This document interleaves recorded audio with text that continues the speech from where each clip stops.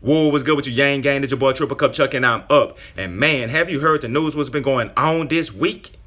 Shit, man. Joe Rogan, the person that 90% of the Yang Gang first, at least the core members of the Yang Gang first, got exposed to Andrew Yang, and he want to throw a jab at him. And you got things going on in the world like Area 51. People trying to storm it. What happened on Area 51? What do y'all think that people did? I was thinking a lot of people saying that they gonna get the shit shot out of them.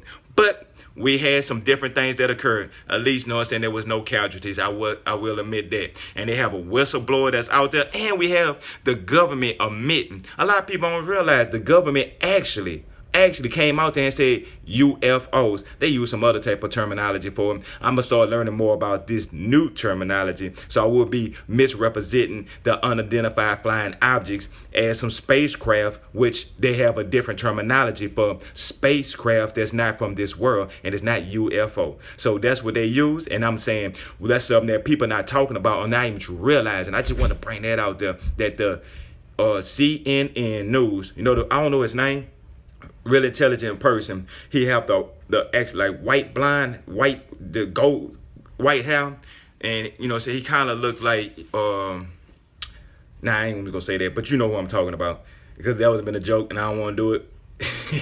Don't want to do it. But anyway, though, we're gonna dive into all these topics. Well, let's go ahead and get to this introduction, and then I'm gonna bring in some hype train for the Andrew Yang. Let's get it, man.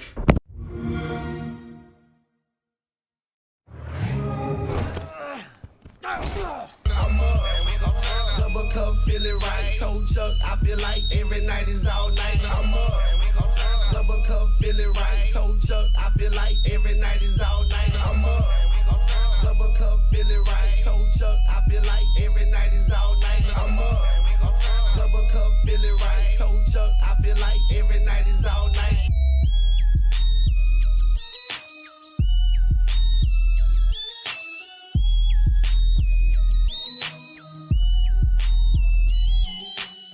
Tonight, we're going to give you a break. We got a breath of fresh air for you. The crowd surfing, line dancing, 2020 hopeful who wants to give every adult American $1,000 a month. Andrew Yang is here. Andrew Yang. Gang, gang. Oh, I'm so happy. So let's just get started. Get right into it. Please welcome to the Dan Jones Show, 2020 presidential candidate Andrew Yang in the house. I love it. My man. Good to see you, sir. Beautiful. Hello, everyone. Gang. Oh, man, grab a seat.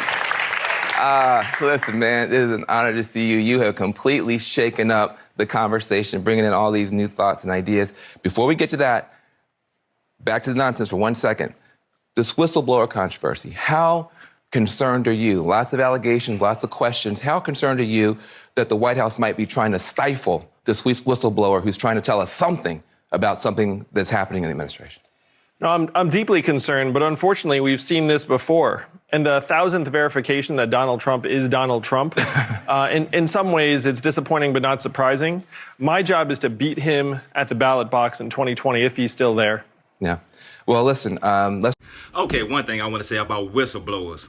Now, him blowing the whistle, now this would, if I'm not mistaken, because they kind of brushed on it really fast, that this was the one whistleblower that was talking about that they was mining our data. Now, with mining our data, some people say, well, I don't care, because if they mine my data, that means the stuff that they putting in front of me is stuff that I want, so it's going to be more convenient, so they not going to put, excuse what I'm about to say, but maxi pads on my timeline, knowing I'm a male and I don't use these. So it's just stuff like that. But I was like, well, that's cool to a certain degree. But you got to think about it. In America, it's about your freedom, right? With these traffic lights and these cameras and stuff like that, that's taking away your freedom. And people didn't realize that at the time. But now you're starting to realize your freedom is being slowly snatched away from you. That's why you're on camera everywhere you go. People that got desensitized about being on camera now. They just walk by. They almost flinch no more, like, just camera. But anyway, why mining your data. One of the reasons I know that it's bad because it take away your free will. And what I mean by free will is if they only present certain things to you, you can only be drawn to a certain direction. So if you're being pushed in a certain direction, it's almost like controlling who you are. So you don't have the opportunity to see things that's coming from a different direction, a different perspective. You're not having the opportunity to let your mind grow, because you being spoon-fed what they want, what they think that you want, and is pleasing to you. I mean, it's all a mind game. That's like when you're at the casinos and you're pulling the things and gang, gang, gang, gang, gang, gang, gang, bing, bing, bing, bing, all those noises. Those are something that let the serotonin out of your brain. It brings enjoyment, a false sense of enjoyment. So that's what they're trying to do. And do you want to be controlled?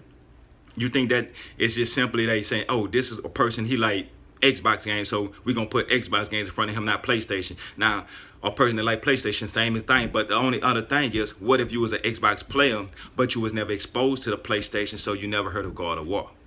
Dollar tech companies like Amazon literally paying zero in taxes, and that's not going to work for the American people. Yeah. So, look, I mean, part of the thing is I think people want, though, to work. And I think there's a fear that if you're just going to be passing out checks to people, that they're going to get the check, but they're still going to be alone, they're going to be isolated. What do you say to people who say people don't just want a check, they want a job? I'm going to ask the people here in the studio audience, how many of you think that if you were getting $1,000 a month, you would work harder? Oh, look at that. Virtually everyone. How many of you think that you would just hit the sofa and never get up? They're like, we're on television, we can't raise our hand. But if everyone watching this reflects on that, no one's going to quit their job on $1,000 a month unless they're in a truly abusive or exploitative situation, at which point they probably should be able to leave. Right. So this is going to free us up to do more of the work that we want to do naturally. It's also going to recognize the kind of work that my wife does at home with our 2 boys every single day. One of our boys is autistic, and raising kids is the hardest, most challenging work there is, yet right now we value it at 0. What about people who say that it's going to just, create a bunch of inflation? In other words, if everybody gets $1,000, isn't $1,000 like the new 0? Won't the inflation eat all that up? A couple of data points on this. You all remember voting for the $4 trillion bailout of Wall Street during the crisis? No. No, none of us voted for it. Yet that's what happened, and there was not rampant inflation. If you look at our costs right now, inflation centered in 3 areas: housing, education, and healthcare. If we had $1,000 a month, most of our consumer products would stay the same price. And I have separate plans to try and curb any price rises in those 3 areas, which unfortunately are 3 areas that make us miserable: housing, education, and healthcare. But those areas are not getting more expensive because we have money in our pockets. Unfortunately, it's the opposite. So how does your policy deal with that? Well, I have separate plans to try and curb inflation in those 3 areas. But I'm happy to say this $12,000 a year that we'd all be entitled to, what would we spend it on in real life? Daycare, Little League signups, car repairs you've been putting off, the occasional night out. The money would just flow right back into our communities. We can create a trickle-up economy. And this would actually work, unlike the garbage that, the trickle-down theory was over this last number of years. Yeah. Okay, I see exactly what people are trying to get at. Look, it's not a secret. I'm from the hood, so I have first-hand experience with the people that everybody is trying to talk about. So you hear them talking about a person that's gonna do nothing in life. Let's think about it like, say, I'm gonna break it down quick as possible. $1,000 a month. That's $250 a week. I don't care where you're from in the United States. $250 is not livable. Even in the South where I'm from, $250 is not enough to even pay rent. So let's go ahead and go from there. Now you got the person that's not doing that, not being a productive citizen in society. He getting $1,000 a month. Now guess what? In his general neighborhood, every month, because he's not saving, he gonna push the money out into the neighborhood. So he's actually playing a role, a part of the neighborhood of giving it fuel. So if people can't comprehend just something that simple, that regardless of what a person is actually doing, he's actually going to be doing something that's going to be beneficial just because he's being put in a position where, his being a person, being alive actually matters. Every individual actually matters. So by him doing that, he will matter. And then the other type of person that's bumming and you saying ain't doing nothing, think about it like this here. He getting $1,000 a month. He blowing his money. But let's say he go buy some shoes. He go, buy this and that. He start getting He started liking being able to do these types of things. So when a person start like doing better, they're gonna have to do better to get better. So you're gonna start at the bottom, you get $1,000 a month, you say, oh, I get $1,000. If I go get a job, I better get this and this. And then you're gonna go from there to actually wanna be a more productive citizen. If you're a job you don't like, you could bag out of there and still won't be at ground zero, where it's gonna be hard for you to get into maneuver into a direction that you want to go to. So that's why UBI will be good for everybody. No matter what a person gonna do in life, is a good reason he should get it. Even if he a person that's gonna blow his money, he's gonna blow it generally in the community that he living in. So that's putting fuel to the general community right there where he stay at. So every person matters. Well, anyway, let's go ahead and continue. What's an Andrew Yang style racial justice initiative on top of the freedom dividend? On the criminal justice side, first I want to legalize marijuana nationwide. I want to go a step further. I want to pardon everyone who's in jail for a nonviolent marijuana-related offense on April 20th, 2021. You got your first round of applause.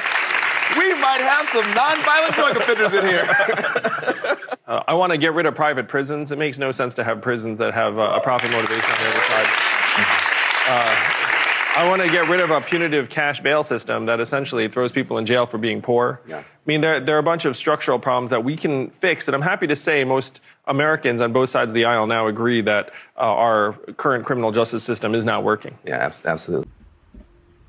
I has nothing more to say about that. Exactly right. This is another reason why I'm a part of the Yang Gang, not just for the UBI, but his direction when it comes to these drug laws and when it comes to these prisons. But one thing Andrew Yang haven't said, no candidate talks about, is this is something that we need to bring to the forefront. Really have to bring. A lot of people probably don't even know this, but car insurance is gambling poor folks. That's why if you notice in poor areas, when they say, oh, a lot of people don't have insurance and stuff like that, a lot of people say, oh, they poor, they don't need to be driving. And, it's a whole bunch of things that goes along with that. I'm not here to defend this or that, but the only thing I'm here to talk about is the straight. And the straight is a person that has less money, trying to survive, trying to make it, trying to push, shouldn't be having to pay more money just to drive his automobile that's worth less money than a person that's living in a richer environment that has more money to spend more money, that can get a car that's cheap or get the insurance that's cheaper, especially if they get around a similar same car, same make and model, and have the same background of they driving record. The only difference is this person stay in this area and this person stay in this area, and they have more money and their insurance is cheaper, even though they might have more wrecks in that area. It's just the whole fact of it's a better area, so their insurance is cheaper. Even on liability, which it don't cover your automobile, it covers automobile if you hit it. So that should strictly go on your driving record. So if you're a good driver, no matter where you stay at least liability should be the cheapest in the neighborhoods where they're the most poorest at, just so they can give them a helping hand to get a leg up to get back and forth to work and try to have an automobile to make it and stop getting pushed into more and more debt, as in, okay, now you can't afford your insurance, now you have this fine to pay, this fine to pay, you feel like you just getting stuff piled on top of you.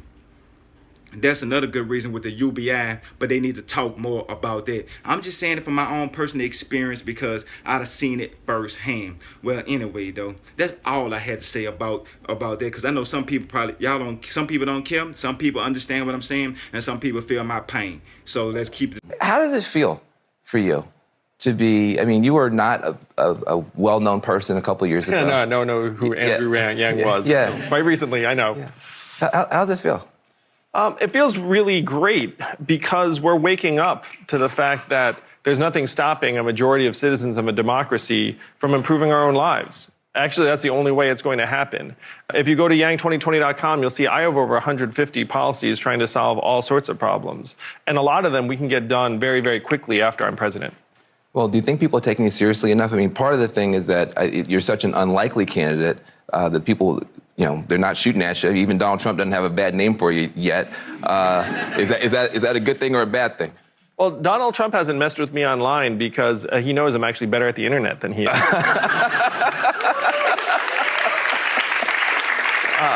And though I started out an unlikely candidate. I'm now sixth in national polls. I've made every debate. Yeah. And we are one of only a couple of campaigns that has been consistently growing.